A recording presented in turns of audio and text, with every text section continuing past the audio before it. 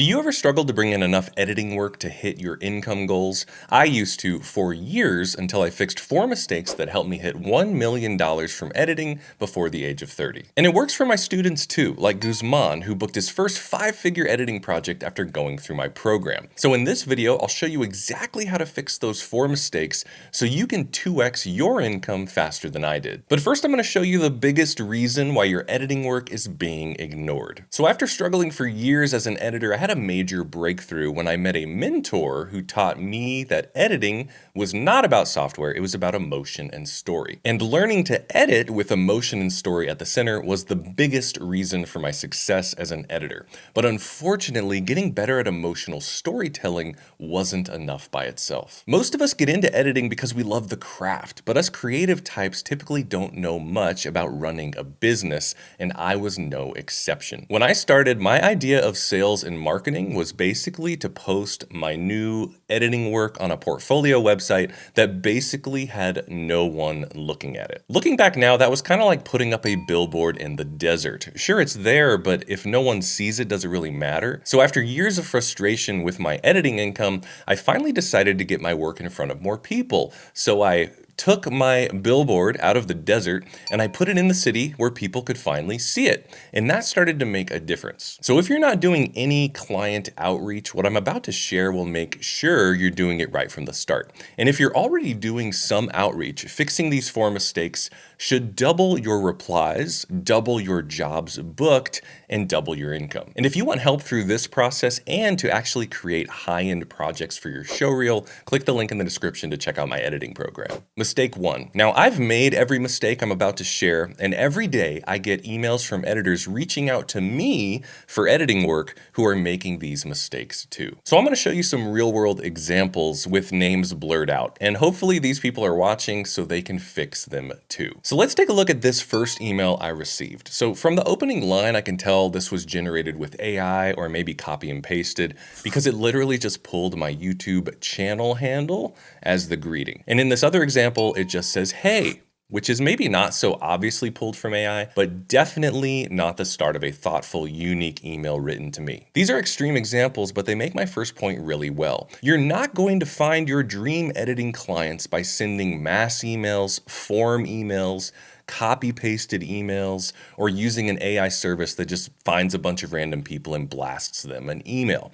So mistake 1 is to send any kind of form emails. It just doesn't work, and it's really a waste of time. So here's what to do instead. You're going to find people to send an email to. You're not going to get it from a list or just spamming people on YouTube or LinkedIn. You're going to find a unique person, and you're going to open your email with a simple greeting so they're not put off right away. Just start with their name.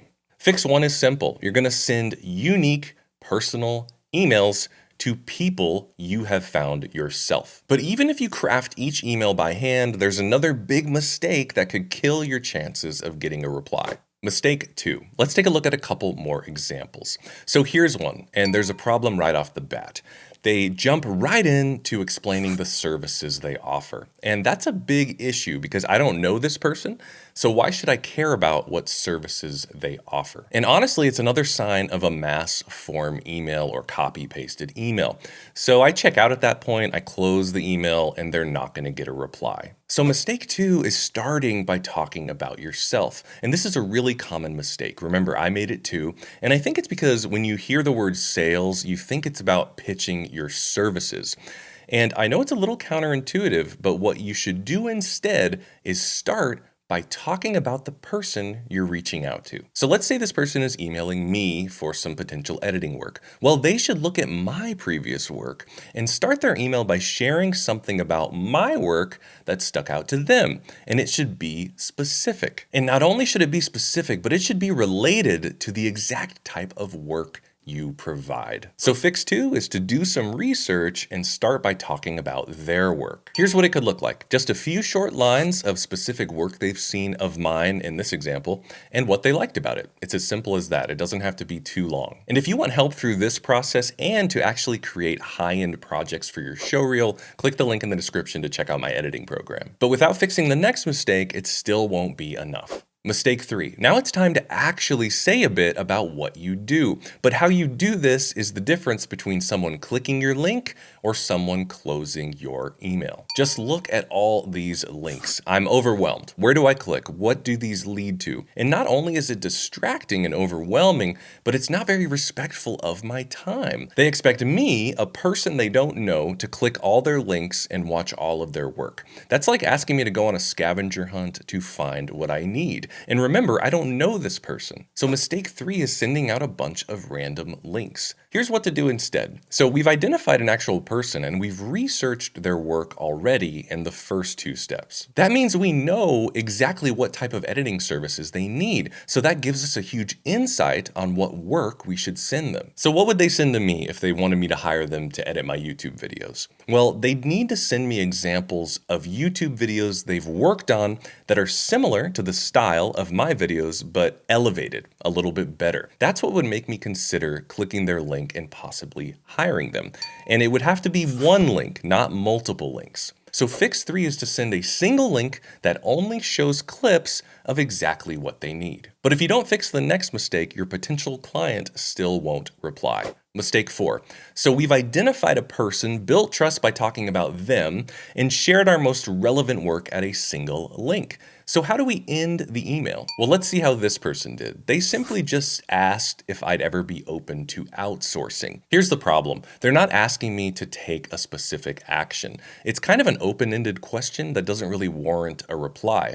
At best, maybe I think to myself, okay, I'll keep that in mind, but then I still just close the email and I never open it again. So mistake 4 is to not ask for a clear action. And here's what you can do instead. Getting a new client is all about building trust.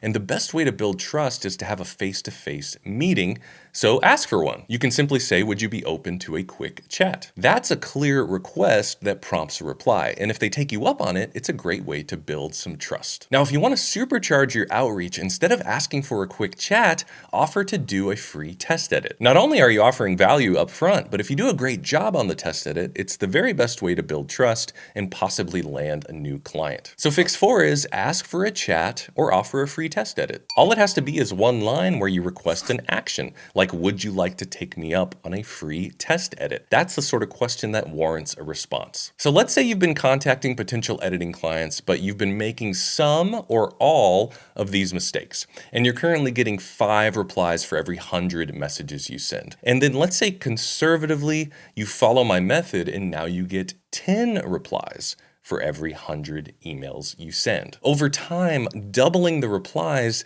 will lead to doubling the jobs, and doubling the jobs should lead to doubling your income. So if you follow this consistently, these small changes can lead to huge results. And if you'd like me to personally walk you through building a high-end editing show reel to include in these types of emails, click the link in the description and check out my editing program. Now you know the 4 fixes that will help you double your editing income, but they won't help you if you don't know the other places your editing income might be stuck. So watch this video next to learn what those are and how to fix them. Happy editing.